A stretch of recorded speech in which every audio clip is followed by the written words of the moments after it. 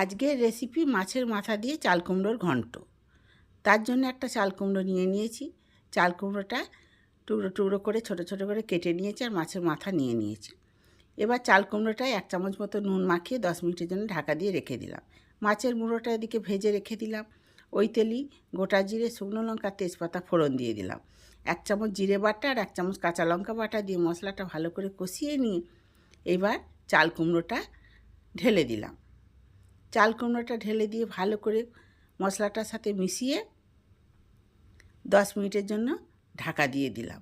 10 minute বাদে ঢাকাটা খুলে 1/2 চামচেরও কম পরিমাণ মতো একটু হলুদ গুঁড়ো দিয়ে দিলাম। হলুদ গুঁড়ো দিয়ে মাছের মাথাটা ভালো করে ভেঙে দিলাম।